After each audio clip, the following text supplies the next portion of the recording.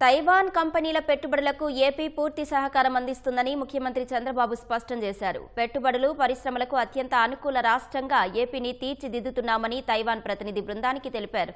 పెట్టుబడుల సదస్సులో భాగంగా భారత్లో Taipei economic and culture centre ప్రతినిధి రాయబారి ముమిన్ చెన్ నేతృత్వంలోని తైవాన్ ప్రతినిధి బృందం సీఎం చంద్రబాబుతో భేటీ అయ్యింది. వివిధ రంగాల్లో వచ్చే ప్రాజెక్టులకు అనుకూలంగా ఏపీలో పారిశ్రామిక కారిడార్లను తీర్చిదిద్దుతున్నామని సీఎం తైవాన్ బృందానికి వివరించారు. నైపుణ్యమున్న మానవ వనరులు, ప్రపంచ స్థాయి ప్రమాణాలతో మౌలిక సదుపాయాలను కల్పిస్తున్నామని తెలిపారు.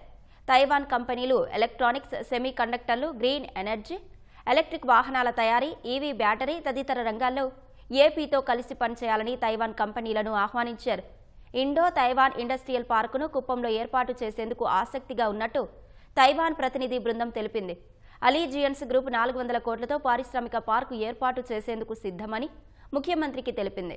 పాదరక్షల తయారీ కంపెనీ పౌచన్ గ్రూప్ ఫుట్వేర్ యూనిట్ను కుప్పంలో ఏర్పాటు చేసేందుకు ముందుకొచ్చింది.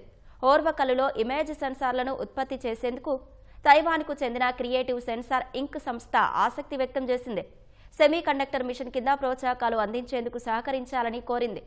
ఓర్వకల్లు సమీపంలోనే ఈజౌల్ ఇండియా జాయింట్ వెంచర్ సంస్థ అడ్వాన్స్ బ్యాటరీ తయారీ యూనిట్ ఏర్పాటుకు కూడా ముందుకొచ్చింది.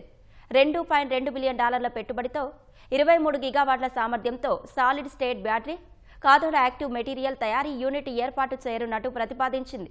వీటికి సంబంధించి సీఎం చంద్రబాబు సమక్షంలో తైవాన్ కంపెనీల ప్రతినిధులు ఈడీబీ ఒప్పందాలు చేసుకున్నారు.